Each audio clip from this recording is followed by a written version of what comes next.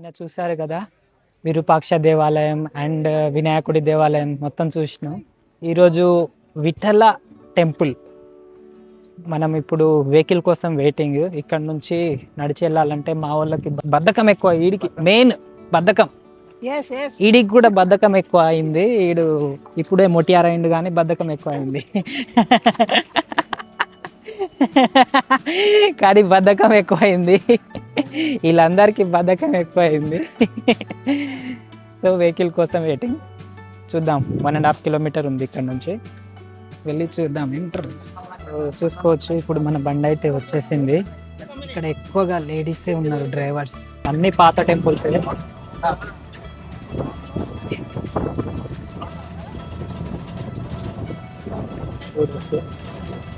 వీళ్ళెవరో నడిచి వెళ్తున్నారు.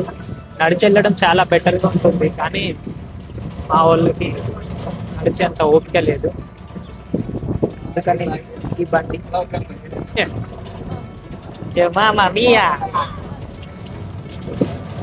ఇప్పటికి దగ్గరలో ఉన్నాం.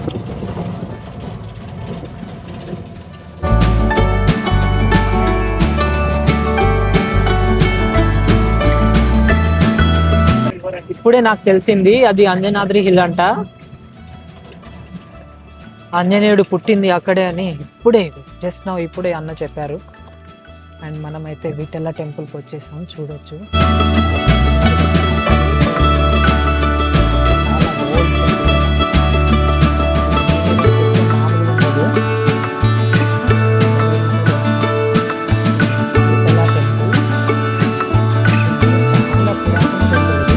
విఠల టెంపుల్కి అయితే టికెట్ ఉంటుందని చెప్తున్నారు.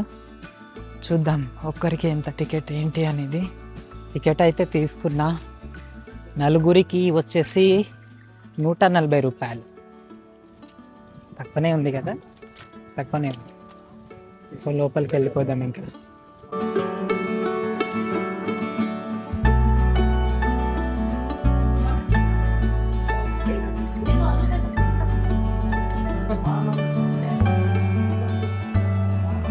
విజయ విఠల టెంపుల్.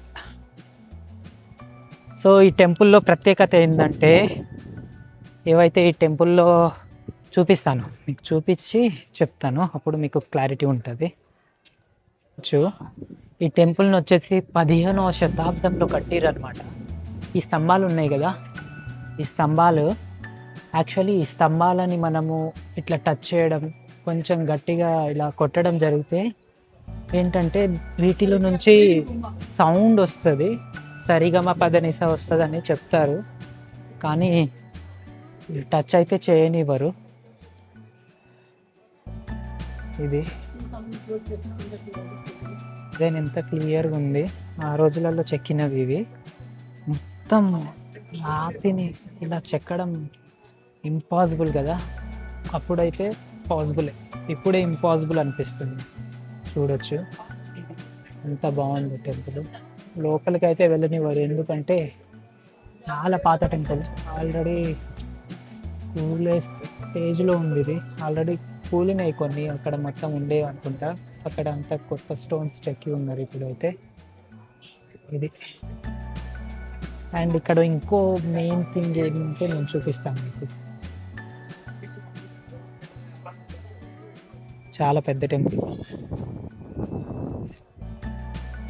ఇది. ఇంకోటి ఏంటంటే మెయిన్గా ఈ గుడిలో చూడడానికి ఏముందంటే చూపిస్తాను ఆగండి.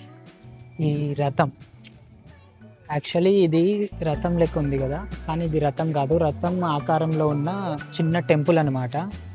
దీన్ని 16వ శతాబ్దంలో చేసిర్రు. ఇక్కడ మొత్తం చక్రాలు ఉన్నాయి, ఏనుగులు ఉన్నాయి.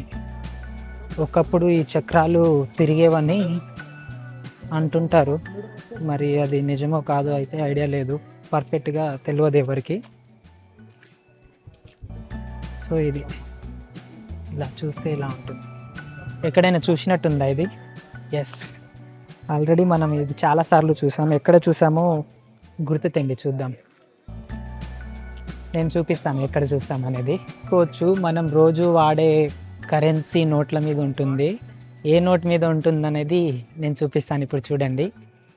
సో ఇది 50 రూపీస్ నోటు.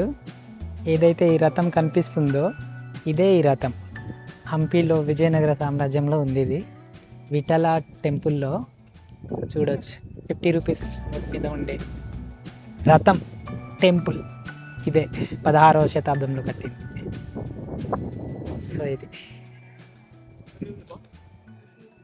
సో ఇవి హంపీలోని బెస్ట్ ప్లేసెస్ అన్నమాట. Vitthala temple, Virupaksha temple and వినాయకుని టెంపుల్, మెయిన్గా వెనకాల కనిపించే ఆ రథం.